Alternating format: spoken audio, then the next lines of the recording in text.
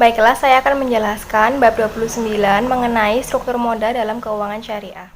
Modal merupakan faktor yang amat penting bagi perkembangan dan kemajuan bank sekaligus menjaga kepercayaan masyarakat. Setiap penciptaan aktiva, di samping berpotensi menghasilkan keuntungan, juga berpotensi menimbulkan terjadinya kerugian. Oleh karena itu, modal juga harus dapat digunakan untuk menjaga kemungkinan terjadinya risiko kerugian atas investasi pada aktiva, terutama yang berasal dari pihak ketiga atau pihak masyarakat. Zainul Arifin mendefinisikan modal sebagai sesuatu yang mewakili kepentingan pemilik dalam suatu perusahaan. Berdasarkan nilai buku, modal didefinisikan sebagai kekayaan bersih atau net worth, yaitu selisih antara nilai buku dari aktiva dikurangi dengan nilai buku dari kewajiban atau liabilities. Pada awal pendirian, modal bank diperoleh dari para pendiri dan para pemegang saham. Para pemegang saham menempatkan modalnya pada bank dengan harapan memperoleh keuntungan di masa mendatang. Kemudian ada fungsi modal bank. Bank sebagai unit bisnis membutuhkan darah bisnis, yaitu berbentuk modal. Sebab beroperasi tidaknya atau dipercaya tidaknya suatu bank salah satunya dipengaruhi oleh kondisi kecakupan modalnya. Menurut Johnson & Johnson, fungsi modal terbagi dalam 3 fungsi. Yang pertama adalah sebagai penyangga untuk menyerap kerugian operasional dan kerugian lainnya. Dalam fungsi ini, modal memberikan perlindungan terhadap kegagalan atau kerugian bank dalam perlindungan terhadap kepentingan para deposan. Yang kedua adalah sebagai dasar bagi penetapan batas maksimum pemberian kredit. Hal ini merupakan pertimbangan operasional bagi bank sentral sebagai regulator untuk membatasi jumlah pemberian kredit pada setiap individu nasabah.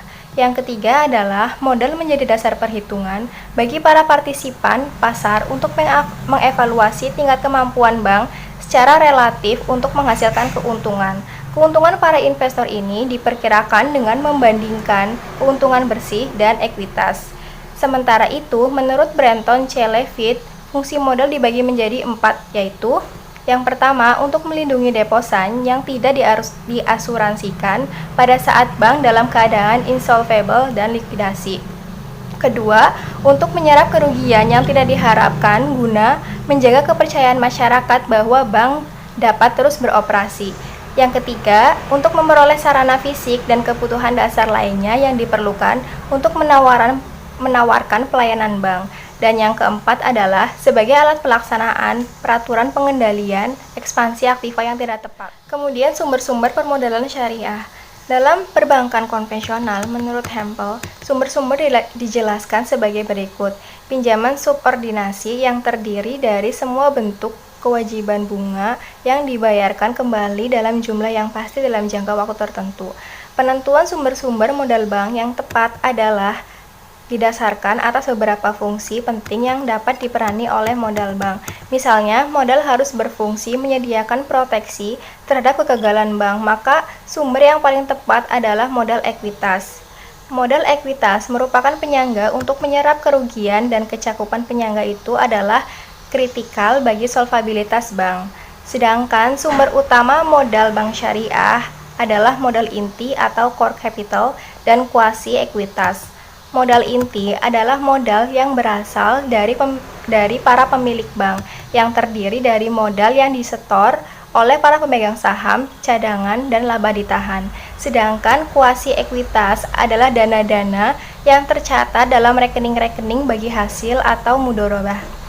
Modal inti inilah yang nantinya berfungsi sebagai penyangga dan penyerapan kegagalan atau kerugian bank dan melindungi kepentingan berfungsi sebagai penyangga dan penyerap kegagalan atau kerugian bank dan melindungi kepentingan para pemegang rekening titipan atau wadiah atau peminjaman core, terutama atas aktiva yang didanai oleh modal sendiri dan dana-dana wadiah atau core. Kemudian kecakupan modal bank syariah. Kecakupan modal merupakan hal penting dalam bisnis perbankan, sebab kecakupan modal bank menunjukkan keadaannya yang dinyatakan dengan suatu rasio tertentu yang disebut rasio kecakupan modal atau Capital Adequacy Ratio atau CAR. Tingkat kecakupan modal dapat diukur dengan 2 cara, yaitu yang pertama, membandingkan modal dengan dana-dana pihak ketiga. Perbandingan antara modal dengan pos-pos pasifa merupakan petunjuk tentang tingkat keamanan simpanan masyarakat pada bank. Perhitungannya merupakan rasio modal dikaitkan dengan simpanan pihak ketiga, yaitu giro, deposito, dan tabungan. Yang kedua adalah membandingkan modal dengan aktiva beresiko. Ukuran kedua inilah yang menjadi kesepakatan BIS, Bank for International Settlements, yaitu organisasi bank sentral dari negara-negara maju. Kesepakatan tentang ketentuan permodalan dengan menetapkan CER, yaitu rasio minimum yang mendasarkan kepada perbandingan antara modal dengan aktiva bersih. Kemudian penerapan CER untuk perbankan Indonesia. Bank-bank nasional maupun internasional harus memenuhi rasio kecakupan modal, sebab CER merupakan aspek penting bagi dunia perbankan. Aspek-aspek penting bagi perbankan Indonesia terdiri dari beberapa pembahasan. Yang pertama adalah pengertian modal. Modal bank dibagi ke dalam modal inti dan modal pelengkap. Modal inti terdiri dari beberapa pembahasan, yaitu yang pertama, modal setor, yang merupakan modal yang disetor secara efektif oleh pemilik. Yang kedua adalah agio saham. Agio saham merupakan selisih lebih dari harga saham dengan nilai nominal saham. Yang ketiga adalah modal sumbangan. Modal sumbangan merupakan modal yang diperoleh kembali dari sumbangan saham. Yang keempat adalah cadangan umum. Cadangan umum yaitu cadangan yang dibentuk dari penyisihan laba yang ditahan dengan persetujuan RUPS. Yang kelima adalah cadangan tujuan. Cadangan tujuan merupakan bagian laba setelah pajak yang disisihkan untuk tujuan tertentu atas persetujuan RUPS. Yang keenam adalah laba ditahan. Laba ditahan merupakan saldo laba bersih setelah pajak yang oleh RUPS diputuskan untuk tidak dibagikan. Yang ketujuh adalah laba tahun lalu. Laba tahun lalu merupakan laba bersih tahun lalu setelah pajak yang belum ditetapkan penggunanya oleh RUPS. Yang kedelapan adalah laba tahun berjalan. Laba tahun berjalan merupakan laba sebelum pajak yang diperoleh dalam tahun berjalan.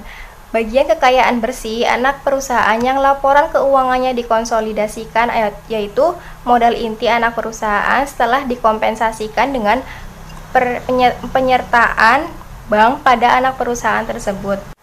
Kemudian selain modal inti terdapat modal pelengkap.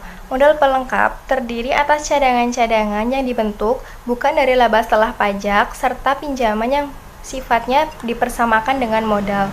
Modal pelengkap dapat berupa, yang pertama, cadangan revaluasi aktiva tetap, yang kedua, cadangan penghapusan aktiva yang diklasifikasikan, yang ketiga, modal pinjaman yang mempunyai ciri-ciri tidak dijamin oleh bank yang bersangkutan dan dipersamakan dengan modal dan telah dibayar penuh, tidak dapat dilunasi atas inisiatif pemilik tanpa persetujuan Bank Indonesia, mempunyai kedudukan yang sama dengan modal, pembayaran bunga dapat ditangguhkan bila bank dalam keadaan rugi. Yang keempat adalah pinjaman subordinasi yang memenuhi syarat-syarat sebagai berikut. Ada perjanjian tertulis antara pemberi pinjaman dengan bank, mendapat persetujuan dari Bank Indonesia atau BI, tidak dijamin oleh bank yang bersangkutan, minimal berjangka waktu 5 tahun, pelunasan pinjaman harus dengan persetujuan BI, hak tagih dalam hal terjadi likuidasi berlaku paling akhir. Modal pelengkap ini hanya dapat diperhitungkan sebagai modal setinggi-tingginya 100% dari jumlah modal inti. Demikian presentasi dari saya, materi selanjutnya akan dijelaskan oleh Sarina.